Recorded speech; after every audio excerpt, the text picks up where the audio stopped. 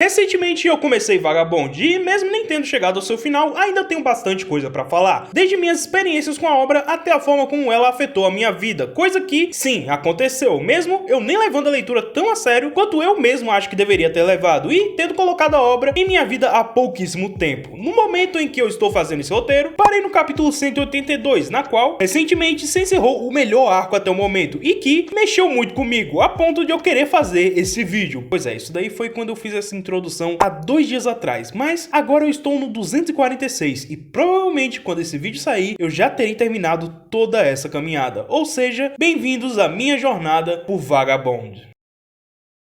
Para começar, vamos deixar uma coisa bem clara. Essa daqui é uma obra de samurais que usa personalidades históricas reais, mas sem que elas representem exatamente aquilo que elas eram em vida. Então, não é para ficar discutindo sobre precisão histórica nesse caso. Assim como nós já vamos começar falando de pontos negativos em relação a essa obra. Negativos entre aspas, mas esses sim são pontos relevantes. E para começar, por mais que eu esteja achando esse mangá incrível, eu tenho que dizer que essa obra é uma obra lenta. Mais lenta que o Mercúrio indo salvar o Gavião Arqueiro. Quando me falaram sobre esse fato, eu estava esperando algo como 10, 15 capítulos para a história começar de fato, mas a verdade é que ela leva papo de 50 capítulos para essa parada começar de verdade. E até lá não é exatamente uma experiência muito divertida, muito menos a mais agradável. Na real, é um início bem desconexo e não condiz em nada com o que a gente tem mais pra frente na série. As batalhas do começo são sem sal e muito shonen, por assim dizer. Elas são energéticas e tem uma porrada de golpes, coisas que não se mantém no mangá. E eu falo melhor sobre isso depois, mas antes a gente tem que falar do maior elefante nessa pica dessa sala. Matahashi, o melhor amigo de Miyamoto Musashi. Matahashi, você é uma grande incógnita pra mim. No site que eu peguei pra ler essa obra, quase não tinha comentários no início, mas toda vez que esse energúmeno aparecia ou alguém relacionado a ele, chovia de comentários, na qual a maioria era xingando esse cara. E com razão, pois esse cara traiu a esposa e a abandonou, colocou fogo em um dojo sem querer no meio de uma bebedeira, na qual o sake que ele tomou era roubado do próprio dojo que ele colocou fogo, sendo que Musashi estava lá. Por fim, esse Plateuminto roubou a identidade de um samurai famoso que estava supostamente morto pra extorquir dinheiro e comer puta.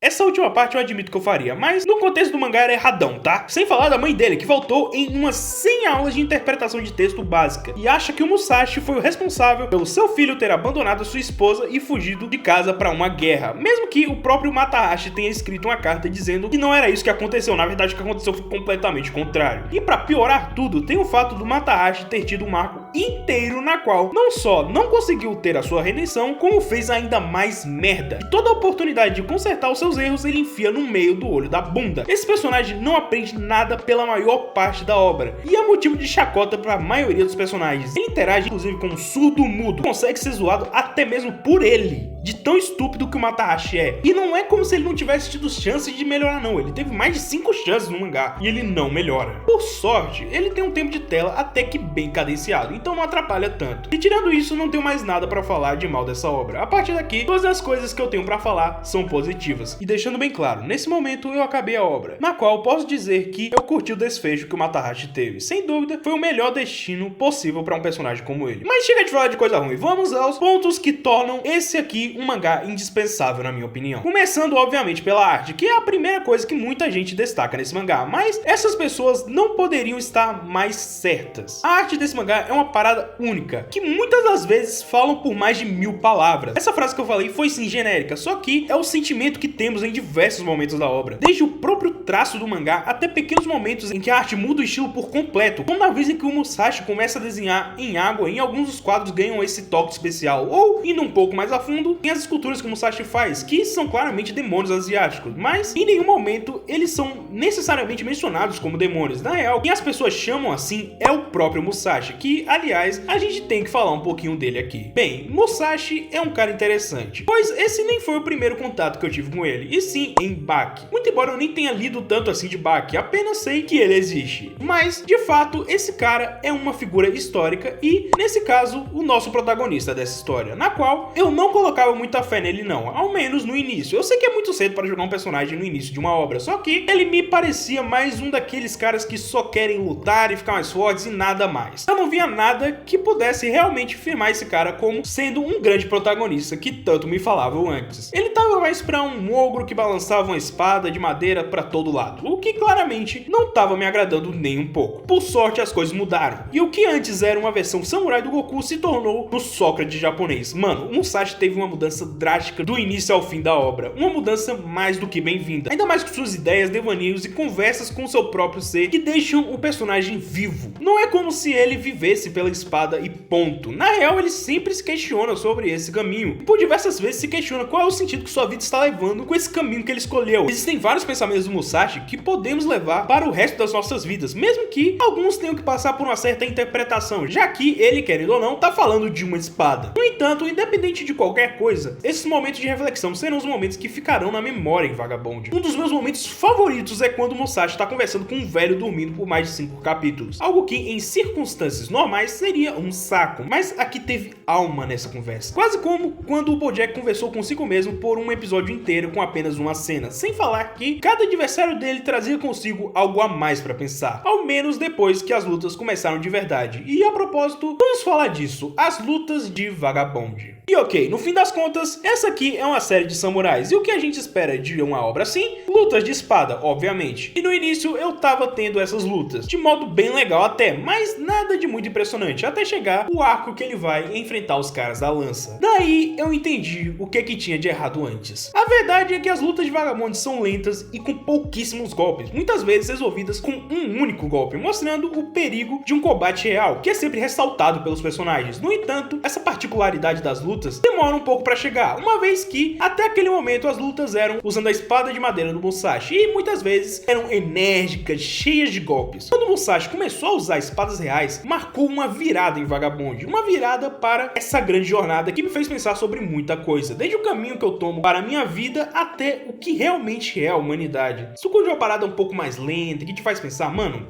você tá muito bem servido com essa maravilha aqui. No entanto, eu ainda tenho um grande ponto que eu devo mencionar, um ponto bem específico que me fez realmente ficar completamente viciado nessa obra. Eu estou falando do grande arco do Sasaki Kojiro. De início, ele não parece nada demais, mas quando ele avança, vai se tornando um novo mangá praticamente, já que nós temos uma troca de protagonista que se mantém por mais de 40 capítulos e é uma excelente virada na trama. Como já era de se esperar, nós vamos acompanhar o Sasaki Kojiro, um espadachim muito habilidoso, mas nessa obra ele tem uma peculiaridade especial. Ele é surdo, mudo e só entende a língua da espada. Todo esse arco se trata da jornada das pessoas tentando entender o Kojiro, que vive nesse mundo na qual ele próprio não compreende direito. Esse momento do mangá me lembrou bastante Osama Rank, que eu posso garantir que foi um dos melhores animes que eu já vi no ano passado e um dos melhores da minha vida, sem sombra de dúvidas. Toda a vibe que esse arco passa e o desfecho dele lá com a revanche do Musashi em Kyoto tornam esse o meu arco favorito, mesmo que eu nem ache ele o melhor, pois esse mérito eu dou ao próprio arco da revanche, que dá início à reta final que a gente tem na obra, ao menos até o momento, já que o mangá está em ato e, pelo que parece, vai continuar assim por um bom tempo. Mas se Berserk voltou mesmo com a morte do seu autor, eu acredito sim que Vagabond possa voltar um dia.